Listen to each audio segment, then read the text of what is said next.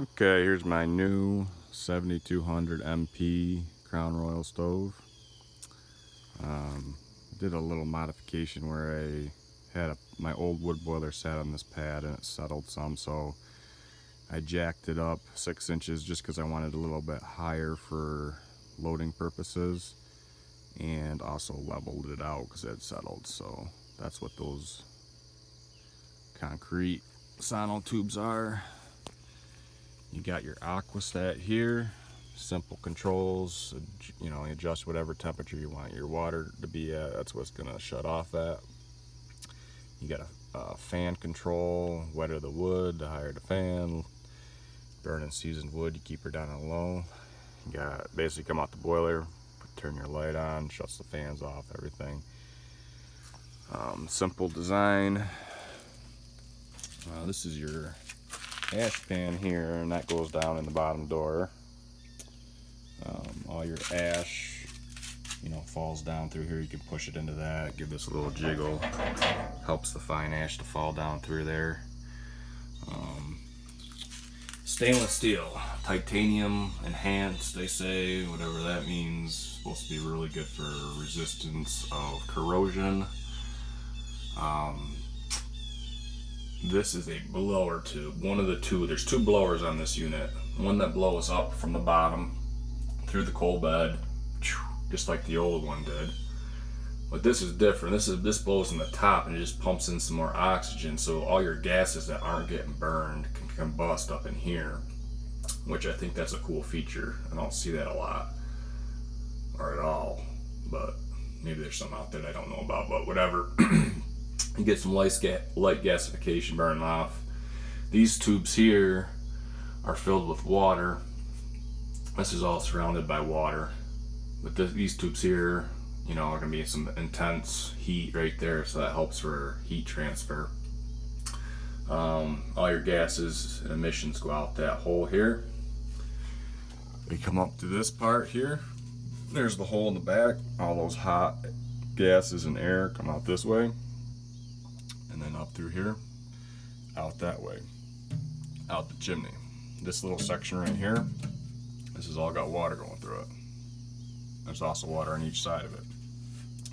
So all that hot air, you know, before it escapes your unit, you know, there's going to be a good heat transfer, which I really like about this stove. All these doors have a really good gasket on it. It's a rubberized gasket.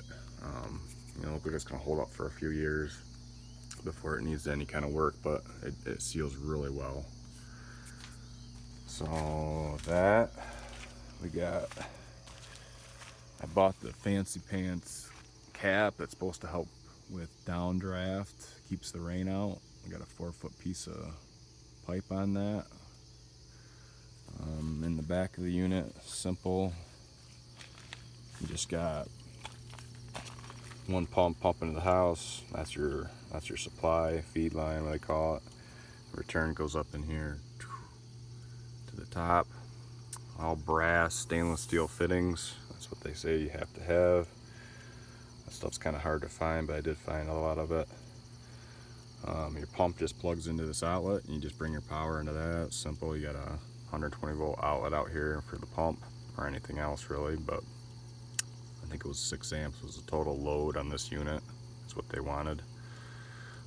2 fans. Okay, this is that top fan I was talking about. It's got a solenoid here, so that will lift up on the call and blow air in the top. And also, this bigger fan blows air in the bottom up through the coal bed with this solenoid. So it's got a bunch of insulation just wrapped around it. It's just a generic, you know, nothing fancy about it, but I think it's thick and well insulated. It's got a vapor barrier, which I think is nice to have that as well. I've been very impressed with the build of this unit. Simple, but looks to be efficient.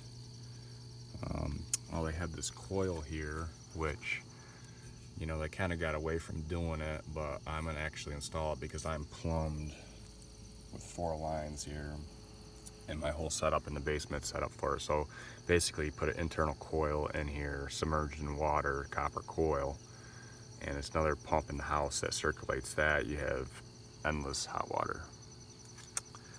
So I haven't got that in the mail yet, but anyway, really like this unit so far, just by general appearance of the quality of the craftsmanship. And ground rod right there, they said to put a ground rod and ground wire, attach it to the leg, helps with electrolysis. So this is the stove. My little wood setup here. I got some hickory right there that I've been letting that cure up real good. That's gonna be my January, some of my January wood on the cold nights. That stuff's wicked. This is my sweet Easton made log splitter. This is the workhorse here, I guess you can call it. It's the 2228. There's nothing that this thing won't split. This is some ash, some dead seasoned ash that will be going into circulation for this winter. I put it in bags and let it sit over there in bags, and then I just take the skid steer and bring over a couple bags, whatever, get it underneath the canopy here for burning. But this is my setup. I get my wood for free. Sometimes I get paid to cut wood. So this is the best way to heat your house if you got access to free wood or you're getting paid to cut wood. So that's it.